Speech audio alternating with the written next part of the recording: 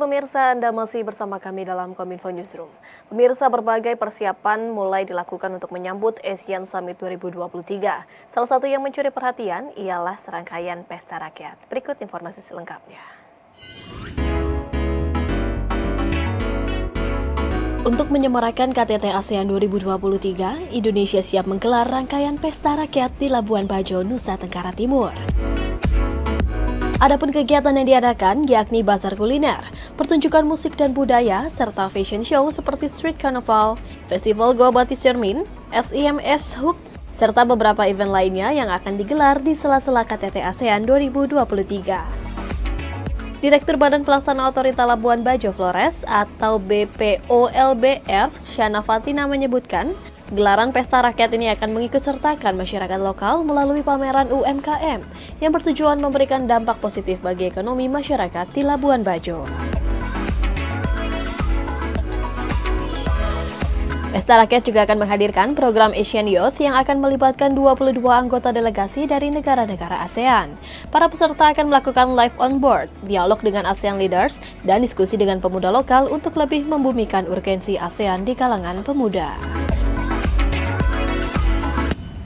Dalam bidang kesehatan, sebagai tuan rumah KTT ASEAN 2023, Indonesia juga mendorong penguatan arsitektur kesehatan di kawasan Asia Tenggara dan Indo-Pasifik lewat pendekatan One Health. Selain pendekatan One Health, Indonesia juga akan meningkatkan perlindungan hak-hak pekerja migran dalam situasi krisis dan pekerja migran yang bekerja di sektor perikanan.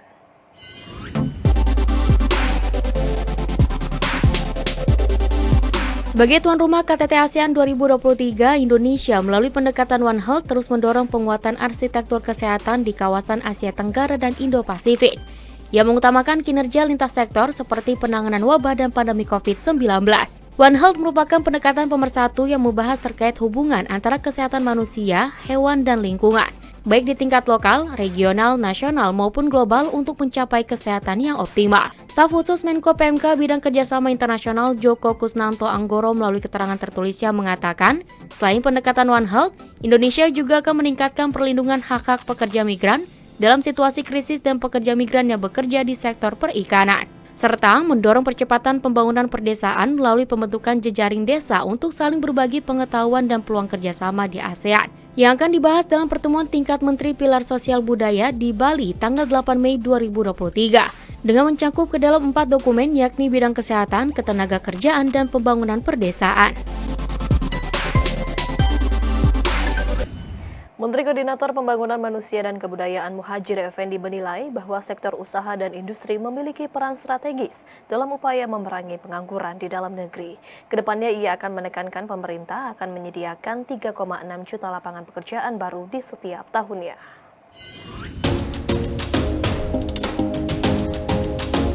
Dalam peringatan Hari Buruh yang jatuh pada 1 Mei 2023, Menteri Koordinator Pembangunan Manusia dan Kebudayaan Muhadjir Effendi menyatakan angka pengangguran di tanah air terus menurun setiap tahun. Berdasarkan data Badan Pusat Statistik, angka pengangguran 2022 sebanyak 5,86% atau turun 0,63% dari angka pengangguran 2021. Hal tersebut disebabkan pengaruh aliran investasi asing yang masuk ke dalam negeri, peran dari sektor usaha dan sektor industri sebagai upaya memerangi angka pengangguran. Dan kita, saya kira dari pelaku industri dan pelaku usaha bisa merasakan betapa manfaat berkah dari kebijakan strategis ini, proses hilirisasi ini. Dan salah satunya adalah di samping tentu saja kita bisa mengelola sumber daya alam kita sendiri secara mandiri, sekaligus juga menimbulkan multiplier efek dari sisi ketenagakerjaan, termasuk proses transformasi, terutama proses transformasi tenaga terampil di bidang-bidang yang selama ini tidak kita kuasai, termasuk juga tentu saja meningkatkan lapangan kerja. Muhajir menilai kebijakan hilirisasi juga dapat mendukung pencapaian sasaran tujuan pembangunan berkelanjutan atau Sustainable Development Goals dalam bentuk optimalisasi sumber daya alam. Oleh karena itu, pemerintah akan terus mengupayakan lapangan pekerjaan 3,6 juta per tahun dengan revitalisasi vokasi sebagai dari upaya memanfaatkan bonus demografi. Diharapkan dengan upaya tersebut bisa berhasil menjadikan angkatan kerja produktif, sejahtera, dan membawa Indonesia menjadi negara maju. Karena itu sekali lagi saya mohon betul bekerjasamanya baik pelaku industri, pelaku usaha, pemerintah, kemudian juga tentu saja organisasi-organisasi penyedia lapangan kerja itu bisa bekerjasama dengan baik untuk memastikan bahwa bonus demografi kita betul-betul akan kita panen, bukan menjadi musibah dari demografi. Informasi lainnya pemirsa, Presiden Joko Widodo melepas sebanyak 599 atlet yang akan bertanding di ajang Southeast Asia Games ke-32 di Kamboja. Di kesempatan yang sama, Menteri Pemuda dan Olahraga Dito Aryo Tejo juga berharap ajang tersebut menjadi tolak ukur kejuaraan lebih besar yakni Olimpiade 2024 di Paris. Presiden Republik Indonesia Joko Widodo melepas keberangkatan 599 atlet beserta 230 pelatih dan ofisial, serta berbagai tim pendukung untuk berlaga di SEA Games ke-32 di Kamboja yang akan dibuka pada 5 Mei 2023. Presiden Jokowi menargetkan kontingen Indonesia dapat menyabet lebih dari 69 medali emas dan menduduki peringkat 1 atau 2 di SEA Games ke-32 Kamboja 2023. Presiden memahami bahwa target yang dicanangkan bukanlah sesuatu yang mudah untuk dicapai. Namun Presiden meyakini seluruh 599 atlet Indonesia di SEA Games sudah memiliki bekal dan kemampuan yang cukup untuk meraih hasil yang lebih baik dibandingkan dengan SEA Games ke-31 di Vietnam.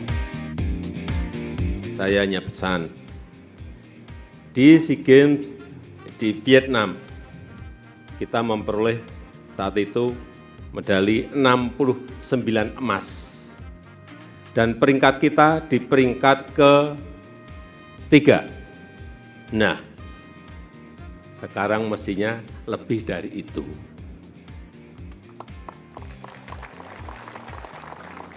Saya minta emasnya di atas 69. Peringkatnya juga di atas 3. Pilihannya hanya ada 2, peringkat 1 atau peringkat 2. Menteri Pemuda dan Olahraga Dito Aryo Tejo di kesempatan yang sama mengatakan bahwa hasil SEA Games 2023 di Kamboja yang didapatkan para kontingen Indonesia nanti ia harapkan akan menjadi tolak ukur untuk kejuaraan yang lebih besar, yaitu Olimpiade 2024 di Paris, Prancis. Tidak hanya dalam ajang SEA Games, Menteri Dito juga mengatakan, pada ajang Asian Games 2022 di Hangzhou, China yang diselenggarakan mulai 23 September nanti, juga menjadi ajang target tim kontingen Indonesia menuju Olimpiade 2024. Menteri Dito berharap para atlet dapat mengerahkan kemampuan semaksimal mungkin agar meraih target. Saat ini, beberapa cabang olahraga sudah mulai bertanding lebih awal seperti sepak bola, kriket, dan hoki indoor. Semoga dapat memacu semangat seluruh cabang olahraga dan kontingen Indonesia. Adapun rombongan besar akan mulai berangkat pada tanggal 4 Mei 2023. Sesuai dengan desain besar olahraga nasional, SEA Games ke-32 tahun 2023 merupakan sasaran antara untuk meraih prestasi di Asian Games dan Olimpiade yang menjadi target utama. Pemirsa, kami akan jeda terlebih dahulu, tetaplah bersama kami dalam Kominfo Newsroom.